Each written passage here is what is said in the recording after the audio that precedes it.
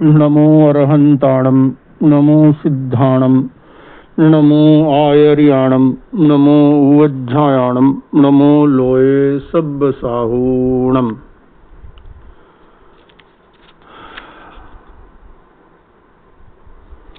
जिन वाणी का यह सिद्धांत है,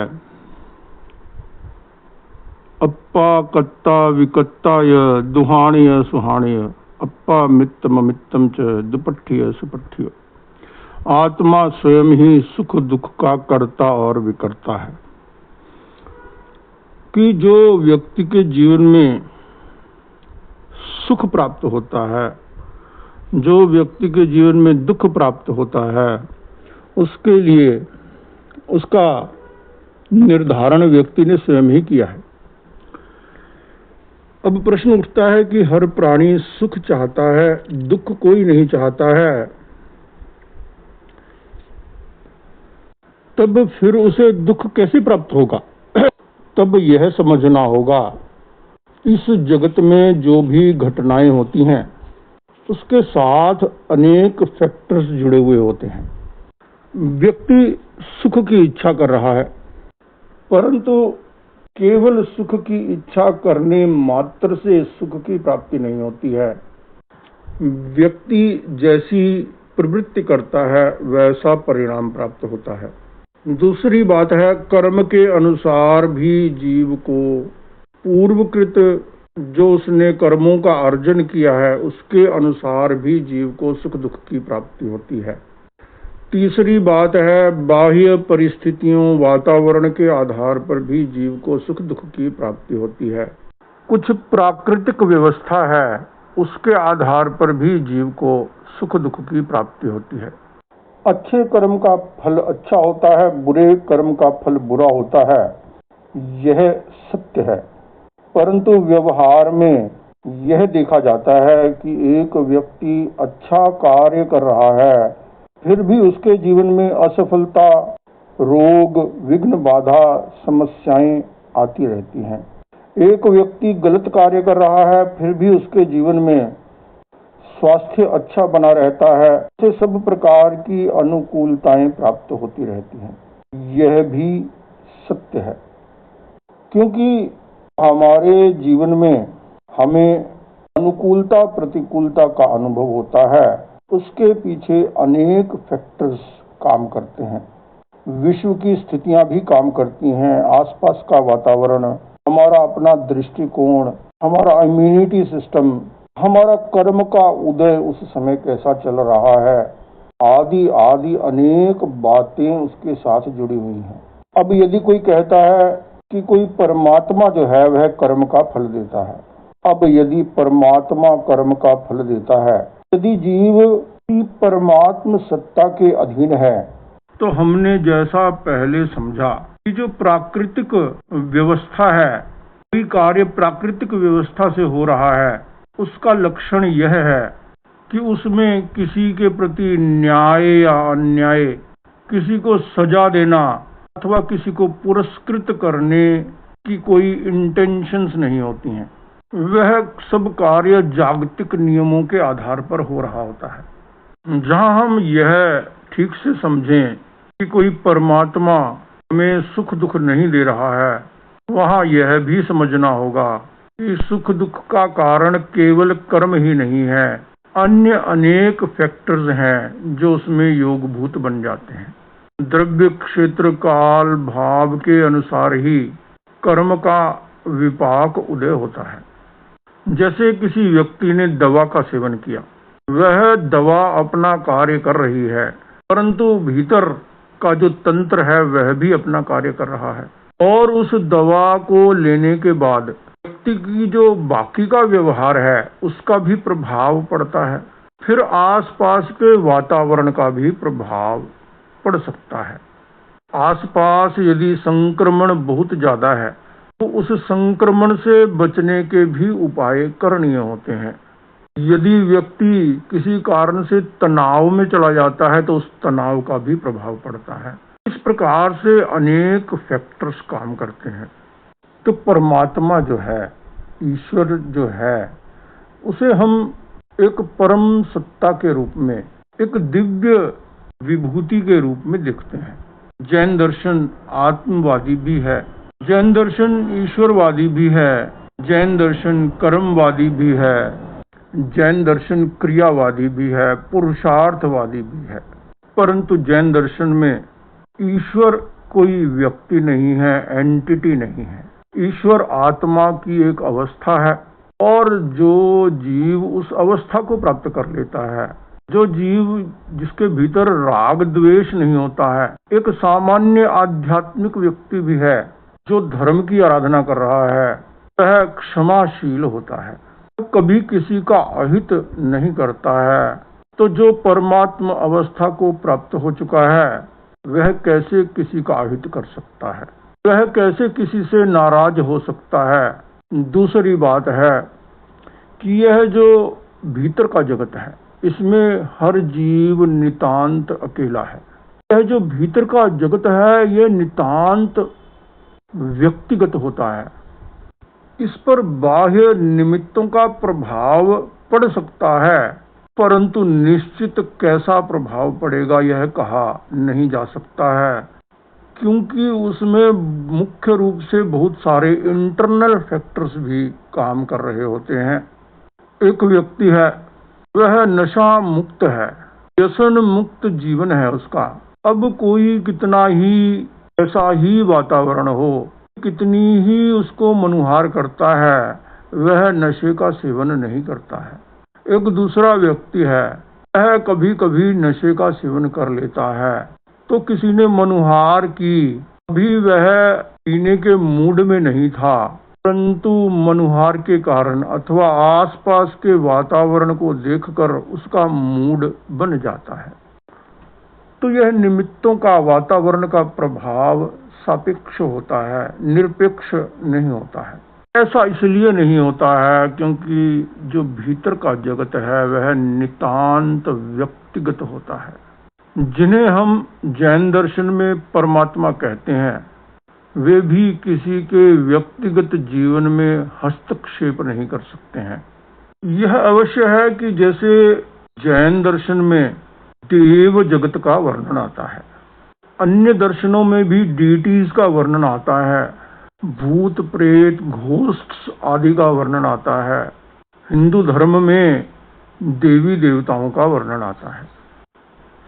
साइंटिफिक वर्ल्ड में एलियंस के बारे में परिकल्पना की जाती है कि कोई एलियंस हो सकते हैं, अर्थात ऐसे लिविंग बीइंग्स के स्पीशीज हो सकते हैं जिनका जीवन बहुत एडवांस्ड हो, जिनके पास कुछ विशिष्ट पावर्स हों, डिवाइन पावर्स हों, जिनके पास डिवाइन नॉलेज हो।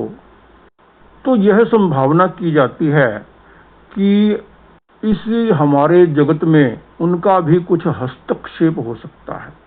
वह हस्तक्षेप भी कितना हो सकता है, कोई भी यह निर्धारित नहीं कर सकता कि व्यक्ति क्या चिंतन करेगा, क्या बोलेगा और कैसी प्रवृत्ति करेगा। वह नितांत व्यक्तिगत होता है कि व्यक्ति के भीतर कैसी इच्छाएं उत्पन्न हो, व्यक्ति किस स्थिति में कैसी अनुभूति करता है, कैसा चिंतन करता है, कहाँ व्यक्ति के कैसे भाव होते हैं। यह जो दिव्य आत्माओं के जगत की संभावना अभिव्यक्त की जाती है, वे भी कदापि ऐसा नहीं कर सकते हैं। इतना ही किया जा सकता है कि व्यवहार जगत में व्यवहार के द्वारा जीव एक दूसरे से प्रभावित हो जाते हैं। सूक्ष्म जगत में जीव एनर्जीज से प्रभावित हो जाता है, पर वे जो फिजिकल एनर्जीज हैं वे भी जीव को आत्यंतिक रूप से प्रभावित नहीं कर सकती हैं। ऐसा कहा जाता है कि जब व्यक्ति क्रोध करता है तो एड्रिनल ग्लैंड से एड्रेनलिन का स्राव होता है। अब एड्रेनलिन के स्राव के कारण क्रोध नहीं होता है, यह हमें समझना होगा। एड्रेनलिन का मन मस्तिष्क पर अपना एक प्रभाव हो सकता है, एक्साइटमेंट पैदा हो सकती है, और उस एक्साइटमेंट में व्यक्ति किस प्रकार का व्यवहार करेगा, यह उसके भाव जगत पर भी निर्भर करता है, उसकी आदत, उसके संस्कारों पर भी निर्भर करता है। इस प्रकार से अनेक फैक्टर्स हैं जिन पर वह निर्भर करता है। अब जैसे वह दिव्य जगत है जो हमारे लिए अज्ञात है, परंतु यह जो मनुष्य का जगत है, पशु पक्षियों का जगत है, यह तो हमारे लिए ज्ञात ही है। ज्ञात जगत में हम देखें, सरकार कुछ कानून और व्यवस्था बनाती है, न्याय प्रणाली बनाती है। अब न्याय प्रणाली का जो उद्देश्य है वह केवल दंडित करना नहीं होता है। न्याय प्रणाली का उद्देश्य है अपराध को रोकना, और अपराध को रोकने के लिए अनेक प्रकार के उपक्रम किए जाते हैं। अपराध को रोकना और अपराधी को रोकना और सबको न्याय मिले, उसके लिए मनुष्य ने न्याय व्यवस्था को बनाया है। परंतु न्याय व्यवस्था का जो संचालन कर रहा है उसे भी अपने कर्मों का फल भोगना पड़ता है। और यह जो कर्मवाद है, कर्मवाद को समझने का जो हमारा मुख्य उद्देश्य है वह है अपने व्यक्तित्व को अच्छा बनाना। जीवन में सब प्रकार की सुख सुविधाएं हों, सफलताएं प्राप्त हों, जीवन में कभी कोई रोग उत्पन्न ना हो, यह कर्मवाद को समझने का मुख्य उद्देश्य नहीं है। कर्मवाद को समझने का मुख्य उद्देश्य है कि हमारे कर्म अच्छे बने, हमारी भावधारा अच्छी बने, हमारे जीवन में आत्मिक शांति, आत्मिक आनंद, आत्मिक पवित्रता का विकास हो, विवेक चेतना का जागरण हो। अब यह जो विवेक और अविवेक है, यह जो चित्त की शांति और अशांति है, यह जो चित्त में सुख और दुख की अनुभूति है, यह जो चित्त में सद इच्छा अथवा बुरी इच्छाएं उत्पन्न होती हैं, सद्भावना या दुर्भावना होती है, इस सब का संबंध भाव कर्म अर्थात आश्रव के साथ है। वह हम आगे आश्रव में पढ़ेंगे। आश्रव से कर्म बंधन होता है, यह बात सही है। आश्रव करते समय कर्म वर्गना के परमाणुओं का उपयोग होता है, यह भी सही है। परंतु उन कर्म वर्गना के परमाणुओं के कारण जीव आश्रव संबर या निर्जरा नहीं करता है।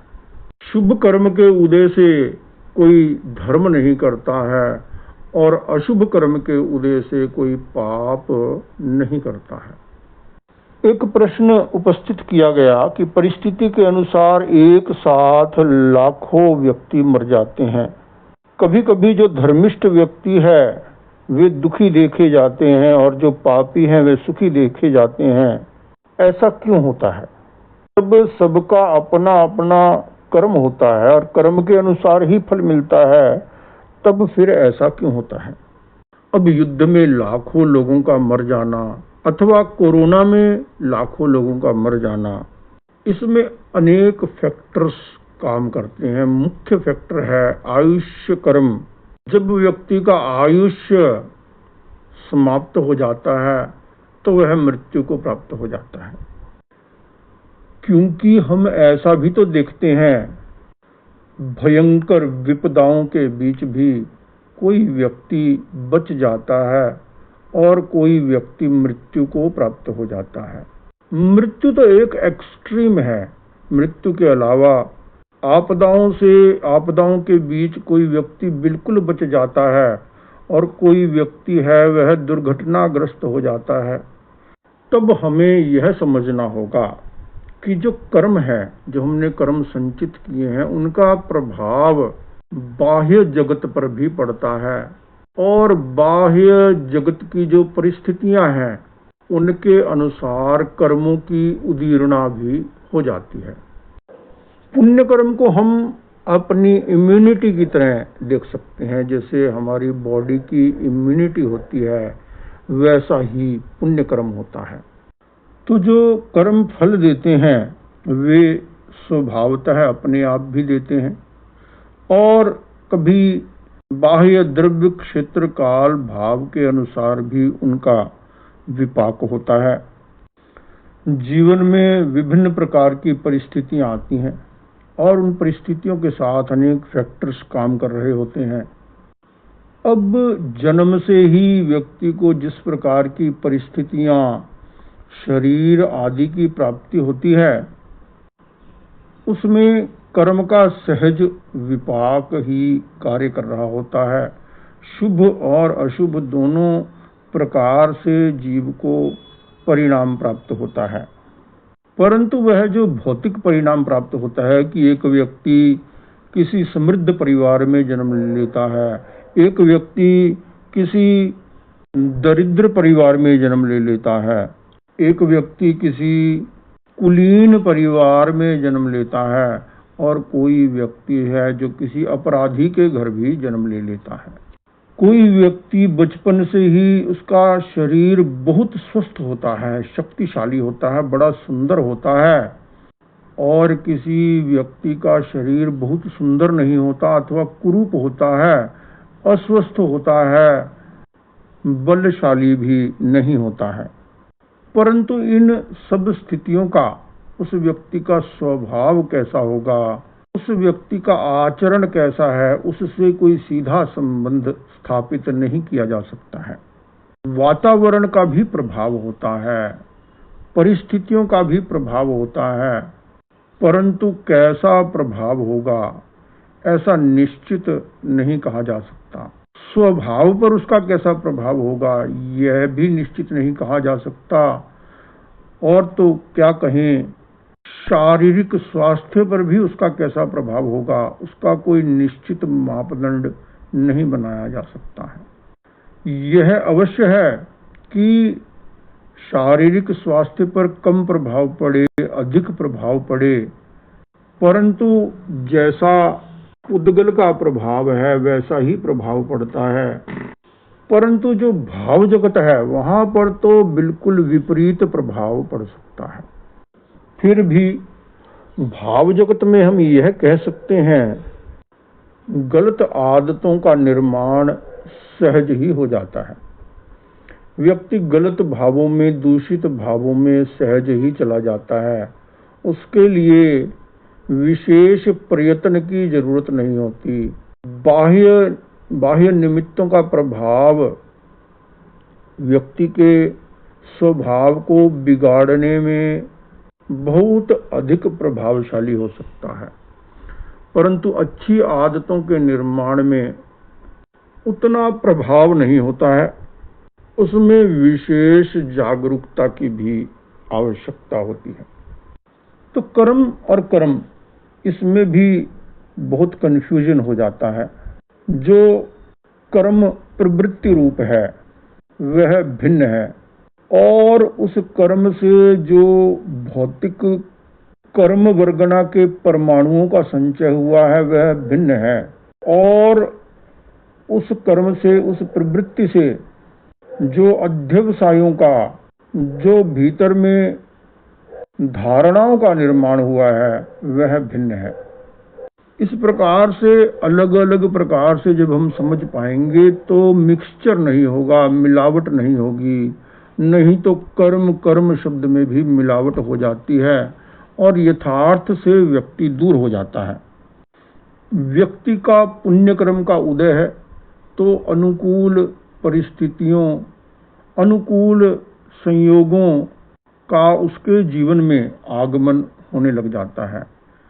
उसका अनुकूल संयोगों से संपर्क होने लगता है, उसके जीवन में विभिन्न प्रकार की अपॉर्चुनिटीज आने लग जाती हैं।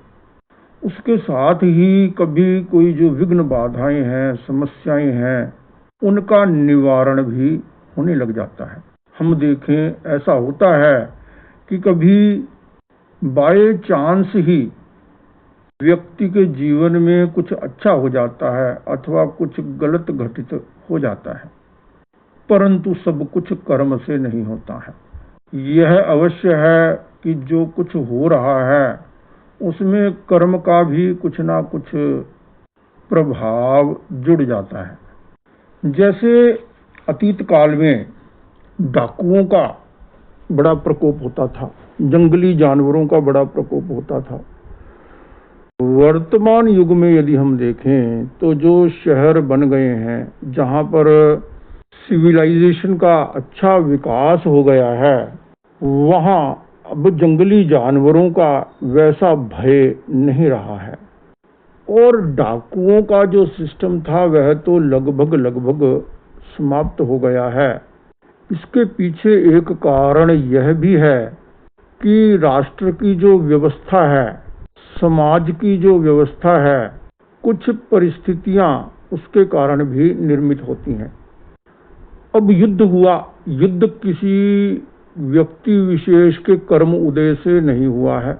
युद्ध होने के पीछे हालांकि बहुत सारे कारण हो सकते हैं, परंतु उस युद्ध में मनुष्य ही नहीं, बहुत सारे पशु पक्षी भी मारे जाते हैं, बहुत सारे पशु पक्षी भी घायल हो जाते हैं, और बहुत सारे मनुष्य और पशु पक्षी बच भी जाते हैं, उन्हें कुछ भी नहीं होता है।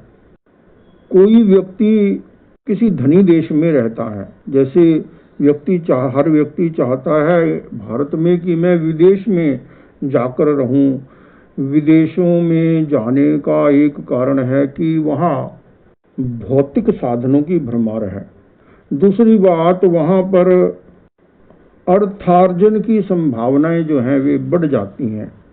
परंतु ऐसा देखा जाता है कि कोई व्यक्ति समृद्ध देश में रहता हुआ भी गरीब है, और कोई गरीब देश में रहता हुआ भी धन कुबेर होता है। किसी व्यक्ति के पास धन तो है पर स्वास्थ्य नहीं है, किसी के पास का शरीर बहुत स्वस्थ है पर धन नहीं है।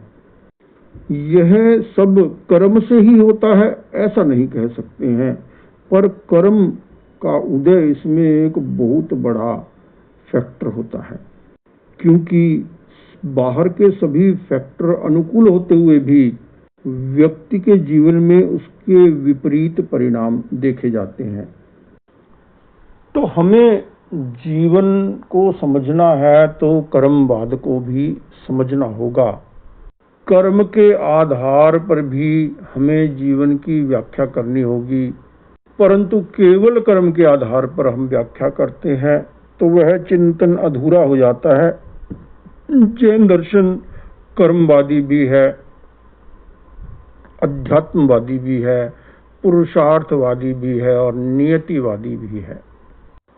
तो कर्मवाद का जो मुख्य हमारा उद्देश्य है वह यह है कि हमारे जीवन में परिवर्तन कैसे घटित हो, आत्मा में परिवर्तन कैसे घटित हो, हमारे चित्त में आशा, उत्साह, स्फूर्ति, आनंद का संचार हो, जीवन में निराशा ना हो, अनुत्साह ना हो, आलस्य ना हो, दुख, चिंता, तनाव ना हो।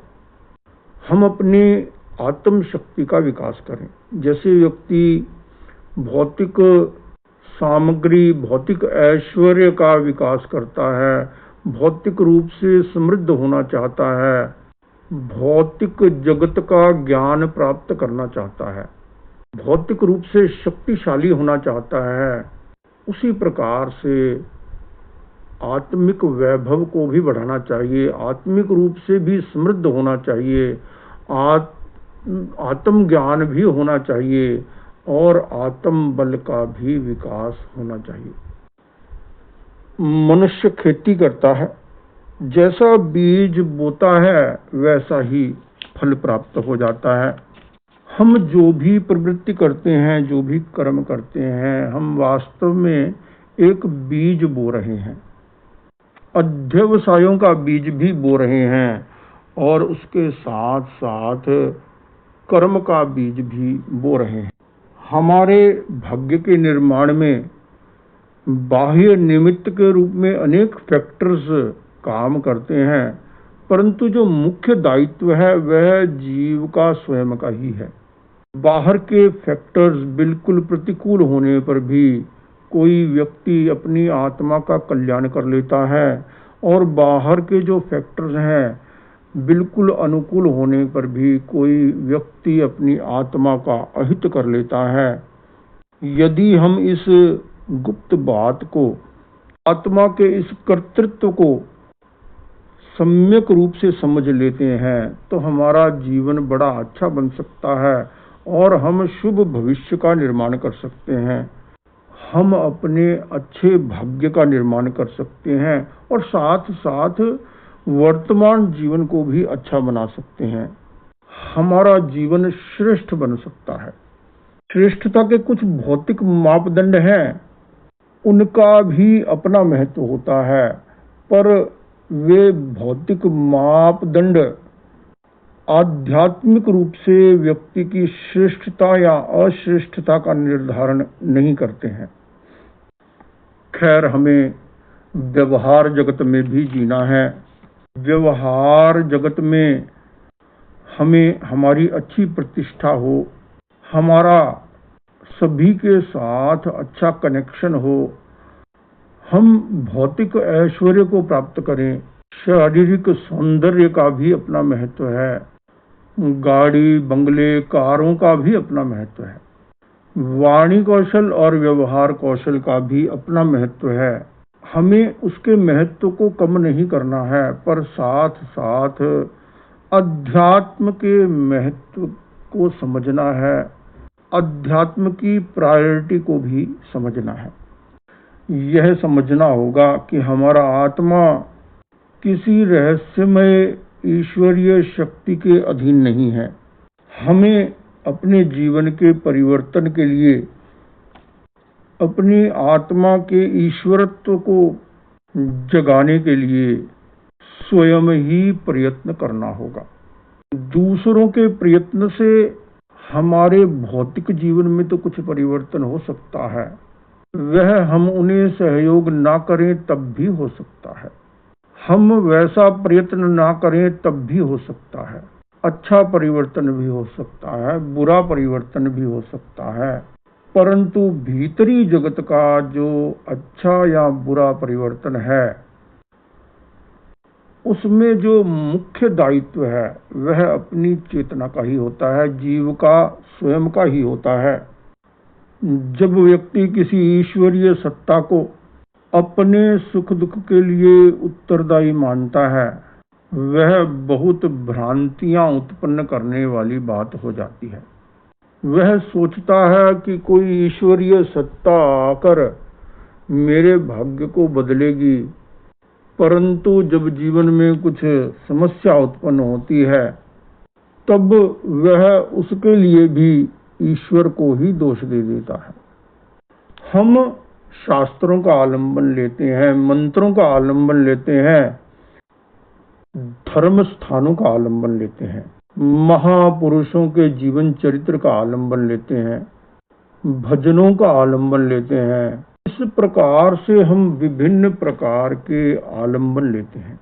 व्यक्ति ध्यान करता है, वह मंत्र का आलंबन लेता है, वह किसी महापुरुष के नाम का स्मरण करता है अथवा किसी महापुरुष की मूर्ति या चित्र का आलंबन लेता है, अथवा वह किसी व्यक्ति विशेष का आलंबन ले लेता है।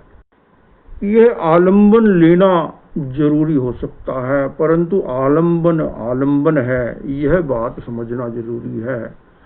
और फिर आलंबन का जो उद्देश्य है वह भी समझना जरूरी है।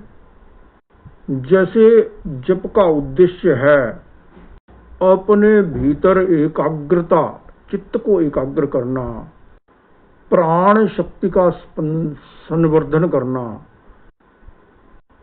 आत्मबल और प्राण बल को विकसित करना, चित्त को निर्मल बनाना, ये विभिन्न प्रकार के जो प्रयोजन है ये भी ध्यान में रहने चाहिए। और आलंबन मात्र आलंबन है, यह भी ध्यान में रहना चाहिए। आलंबनों में अटक नहीं जाना चाहिए, आगे बढ़ना चाहिए।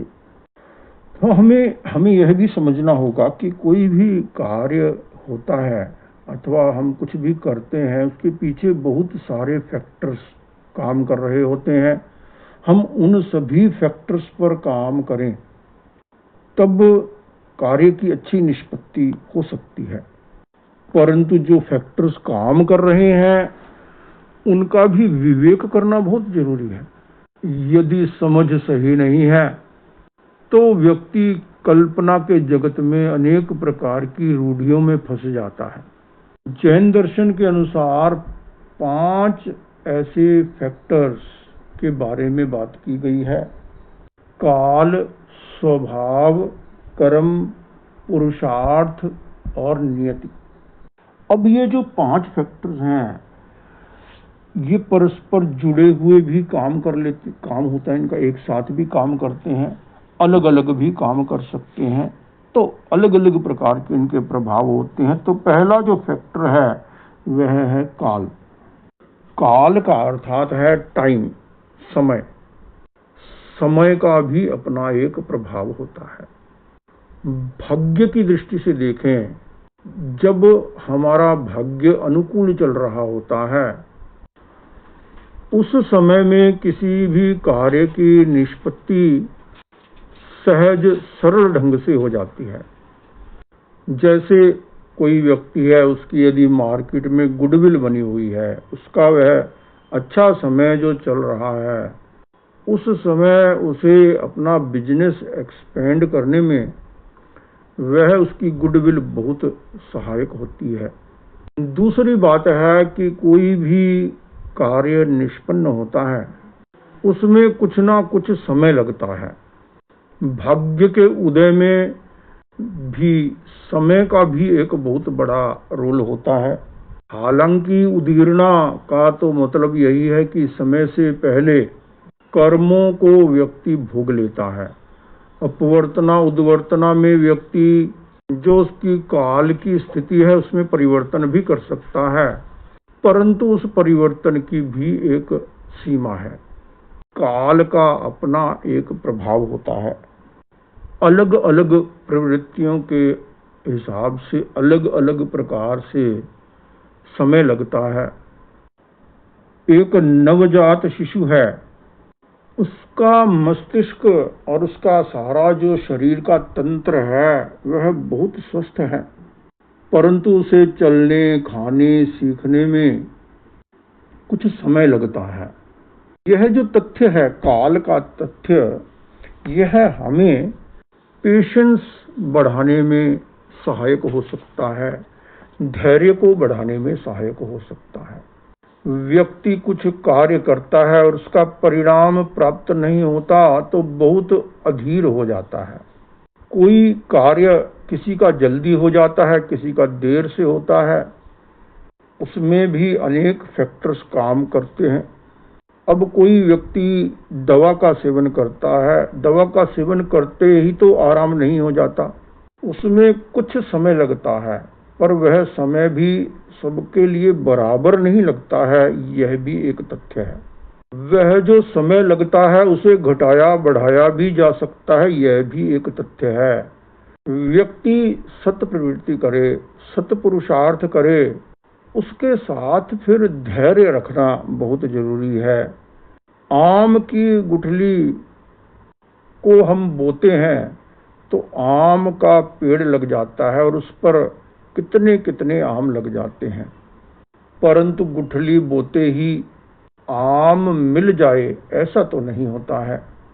कुछ कार्यों का परिणाम तत्काल भी मिल जाता है, कुछ कार्यों का परिणाम तत्काल नहीं भी मिलता है। तो काल के इस महत्व को यदि हम समझ लेते हैं, काल का जो फैक्टर काम करता है इसको हम समझ लेते हैं, तब हम अपने जीवन को बहुत अच्छा बना सकते हैं।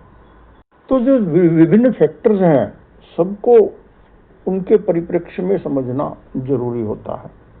हम केवल वर्तमान काल के आधार पर जीवन की व्याख्या नहीं कर सकते हैं। जीवन को समझना है। जो 5 फैक्टर्स हैं, 5 समवाय हैं, उसके अंतर्गत दूसरा फैक्टर है स्वभाव। प्रत्येक पदार्थ, प्रत्येक क्रिया, प्रत्येक भाव का अपना एक स्वभाव होता है। उस स्वभाव के अनुसार ही कार्य निष्पन्न होता है। जैसे आम की गुठली का स्वभाव है आम की गुठली अंकुरित होगी तो उससे वृक्ष बन जाएगा। यदि कोई व्यक्ति बबूल का बीज बोता है तो आम उत्पन्न नहीं कर सकता है। स्वभाव का एक अर्थ है प्रक्रिया। जिस कार्य के निष्पन्न होने की जो प्रक्रिया है, उस प्रक्रिया के अनुसार ही वह कार्य निष्पन्न होता है। यदि व्यक्ति जीवन में सुख चाहता है, उसके साथ साथ वह सुख प्राप्ति की प्रक्रिया को अपनाता है, तभी वह सुख को प्राप्त कर सकता है। वरना व्यक्ति कितने ही समय तक पुरुषार्थ करता रहे, उसका उचित परिणाम नहीं मिलता है। यदि व्यक्ति को दिल्ली जाना है तो उसे दिल्ली की ओर गति करनी होगी, वरना वह चलता रहता है पर दिल्ली पहुंच नहीं पाता है। तीसरा फैक्टर है कर्म अथवा भाग्य। भाग्य का हमारे जीवन में बहुत बड़ा रोल होता है। प्रत्येक व्यक्ति का अपना अपना भाग्य होता है, अपने अपने कर्म होते हैं। दो व्यक्ति हैं, दोनों समान पुरुषार्थ करते हैं, दोनों का स्वभाव भी कार्य के अनुरूप है, परंतु दोनों को सफलता में तारतम्य देखा जा सकता है। सौभाग्य से हमें जीवन में अच्छे संयोग, अनुकूल संयोग प्राप्त होते हैं और दुर्भाग्य से प्रतिकूल संयोग प्राप्त होते हैं। ऐसा नहीं है कि मेरे अच्छे भाग्य से कोई दूसरा व्यक्ति अच्छा बन जाता है अथवा मेरे बुरे भाग्य से, दुर्भाग्य से कोई दूसरा व्यक्ति बुरा बन जाता है, परंतु हमारा भाग्य अच्छा है तो संयोग हमारे अनुकूल बन जाते हैं, अनुकूल हो जाते हैं। अब ऐसा भी नहीं है कि जो भी हमारे अनुकूल है उसमें भाग्य ही एक फैक्टर है, उसमें उस व्यक्ति का स्वयं का स्वभाव, चिंतन, दृष्टिकोण भी एक फैक्टर बनता है। उससे अगला फैक्टर है पुरुषार्थ। कर्म के उदय से भाग्य के द्वारा हमें अनुकूल प्रतिकूल संयोग प्राप्त होते हैं। वे अनुकूल संयोग कभी बिना पुरुषार्थ के भी प्राप्त हो जाते हैं, कभी पुरुषार्थ करने पर भी प्राप्त नहीं होते हैं। परंतु जो पुरुषार्थ है वह भाग्य से नहीं होता है। चाहे कोई सत्पुरुषार्थ करता है, चाहे कोई गलत पुरुषार्थ करता है, पुरुषार्थ से भाग्य का निर्माण होता है, भाग्य से पुरुषार्थ नहीं होता है। पुरुषार्थ के बिना भाग्य का भी बहुत बार व्यक्ति पूरा लाभ नहीं उठा पाता है और पुरुषार्थ, सत्पुरुषार्थ के द्वारा व्यक्ति दुर्भाग्य से भी बच सकता है। बहुत बार व्यक्ति पुरुषार्थ करता है तभी भाग्य अनुकूल बनता है। पुरुषार्थ के अभाव में व्यक्ति अपने भाग्य को बिगाड़ भी लेता है। पांचवा समवाय है नियति। यहाँ नियति का अर्थ है निकाचित कर्म। जो नियत है, जो होना निश्चित है, वह नियति कहलाता है। इस आधार पर यूनिवर्सल लॉज को, सार्वभौमिक नियमों को भी नियति कह सकते हैं। जैसे जिसका जन्म हुआ उसका मरना निश्चित है, यह नियति है, यह नियति का विधान है। ये जो 5 फैक्टर्स हैं, इनको यदि हम एक विद्यार्थी के संदर्भ में समझने का प्रयत्न करें, एक विद्यार्थी है, वह मैट्रिक परीक्षा पास करना चाहता है। काल का प्रभाव है कि उसे 10-12 साल लगेंगे, तब वह क्रम पूर्वक एक एक कक्षा को उत्तीर्ण करता हुआ मैट्रिक भी पास कर लेगा। स्वभाव का फैक्टर यह है कि मन की स्थिरता, पढ़ने में रुचि और शिक्षण योग्य स्वभाव, ये अनुकूल हैं, तभी वह निश्चित अवधि में अपने लक्ष्य को प्राप्त कर पाएगा। तीसरी बात है जो कर्म का फैक्टर है कि तीक्ष्ण बुद्धि है, स्वस्थ शरीर है, परंतु यदि व्यक्ति के अशुभ कर्म का उदय है तो किसी ना किसी कारणवश वह अपनी पढ़ाई पूरी नहीं कर पाएगा। अथवा उसकी पढ़ाई में विघ्न बाधाएं अड़चनें आनी प्रारंभ हो जाती हैं। चौथी बात है पुरुषार्थ। उसे पुरुषार्थ करना होगा, पुरुषार्थ से ही परिवर्तन घटित होगा। और पांचवी बात है नियति। ये जो 5 फैक्टर्स बताए गए हैं, इसके अलावा बहुत सारे फैक्टर्स हो सकते हैं जो हमारे जीवन को प्रभावित करते हैं, हमारी प्रवृत्ति को प्रभावित करते हैं।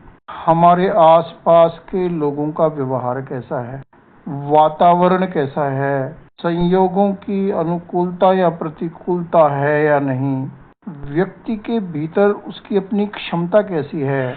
इस प्रकार से बहुत सारे फैक्टर्स हैं।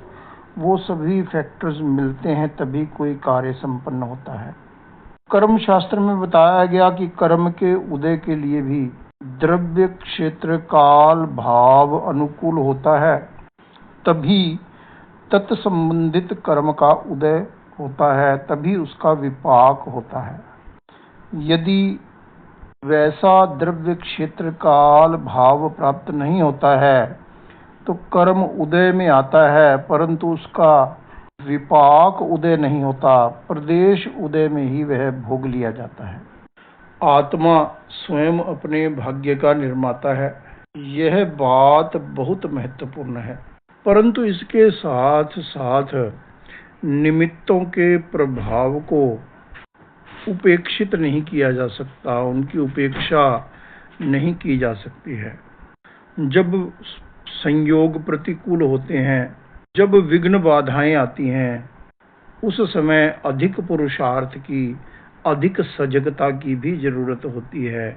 उस समय अपने ऊपर संतुलन रखना ज्यादा कठिन हो जाता है।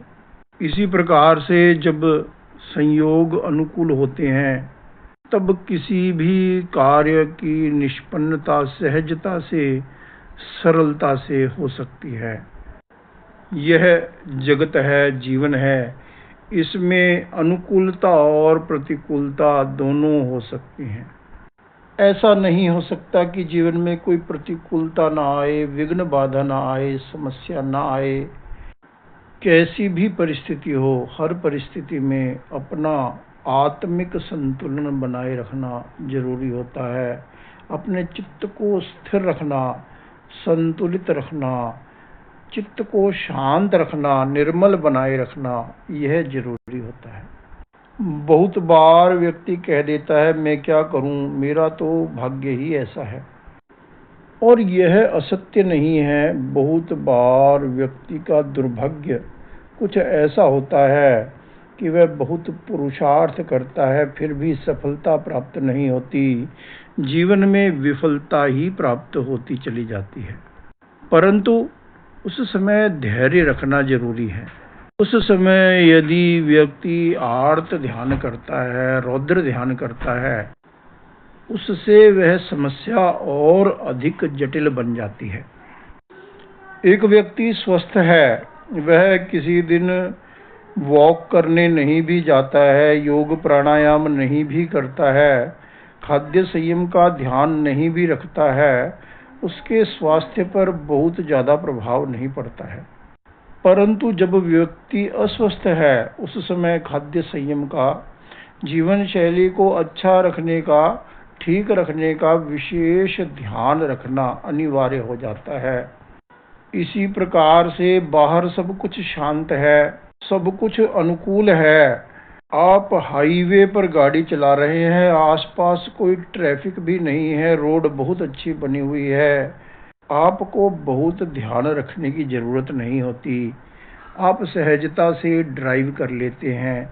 उस समय भी सजगता तो जरूरी है, परंतु उस समय सजग रहना इतना कठिन नहीं होता है। और यदि रास्ता उबड़ खाबड़ है अथवा ट्रैफिक बहुत ज़्यादा है, ट्रैफिक जाम हो जाता है, कहीं पहाड़ी एरिया है, उस समय अधिक सजगता रखनी होती है। सब आपके अनुकूल चल रहे हैं, परिवार भी आपके अनुकूल है, घर में शांति है, उस समय अपने मन को शांत रखना अधिक सुगम होता है।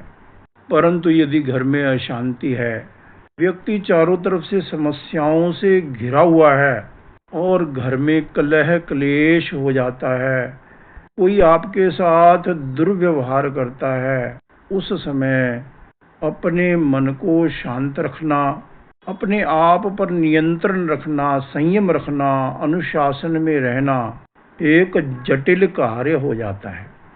हम कर्मवाद को समझें, यह समझें कि वर्तमान का कर्म ही वर्तमान का पुरुषार्थ ही भविष्य के लिए हमारा भाग्य बन जाता है।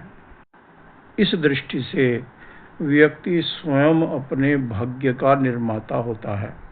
व्यक्ति अपने अच्छे भाग्य का निर्माण तभी कर पाता है जब वह अपने भीतर विवेक चेतना का जागरण कर लेता है, संयम की चेतना का जागरण कर लेता है, आत्म बल का जागरण कर लेता है। ओम अरहम, ओम अरहम, ओम अरहम।